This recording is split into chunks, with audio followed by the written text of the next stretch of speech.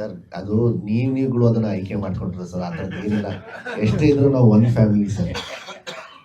ಆಯ್ತು, ಕೋಪ ಬಂದ್ರೆ ಏನೋ ಒಂದೆರಡು ಮಾತು ಜೋಶಲ್ಲಿ ಏನೋ ಇದರಲ್ಲಿ ಫ್ರಸ್ಟ್ರೇಷನ್ ಹೇಳ್ಬಿಡ್ತೀವಿ. ಬಟ್ ಮನಸ್ಸಲ್ಲಿ ಏನು ಇರಲ್ಲ ಅಂತ ಅನ್ಕೊಂತೀನಿ. ಆಮೇಲೆ ದೊಡ್ಡವರು ಅವ್ರೇನೋ ಮಾಡ್ಕೊಳ್ತಾರೆ, ನಾನು ಚಿಕ್ಕವನಿಗೆ ಕಡ್ಡಿಯಲ್ಲಿ ಆಡಿಸ್ಬೇಕು ಸರ್, ಅದಕ್ಕೆ ಸುಮ್ಮನೆ ಬಿಟ್ರೆ ಒಳ್ಳೇದು.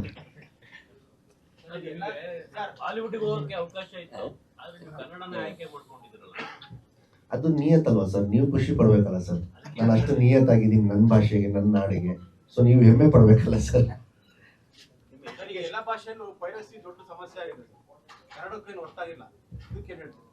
ಇದೆ ಸರ್, ಬರ್ತಾ ಇದೆ, ಇಲ್ಲ ಅಂತ ಇಲ್ಲ. ಬೇಜಾರಾಗುತ್ತೆ, ಏನಕ್ಕಂದ್ರೆ ನಾವು ಕಷ್ಟಪಟ್ಟು ಸಿನಿಮಾ ಮಾಡೋದು ಜನಗೋಸ್ಕರನೇ.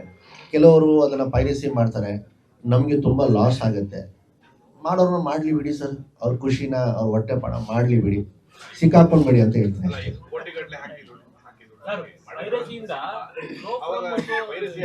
ಒಂದ್ ನಿಮಿಷ ಸರ್, ಏನೋ ಹೇಳ್ತಾರೆ ಸರ್. ಖಂಡಿತ ಬೇಜಾರಾಗತ್ತೆ ಸರ್. ಈಗ ಮಾಡ್ಬೇಡ್ರಿ ಅಂತ ಅವ್ನು ನಿಲ್ಸ್ಬಿಡ್ತಾರ? ಅವ್ರು ಮಾಡೋದ್ ಕೆಲಸ ಅವ್ರು ಮಾಡ್ತಾನೆ ಇರ್ತಾರೆ, ನಾವು ತಡೆಯೋ ಪ್ರಯತ್ನ ತಡಿತಾನೆ ಇರ್ತೀವಿ ಸರ್.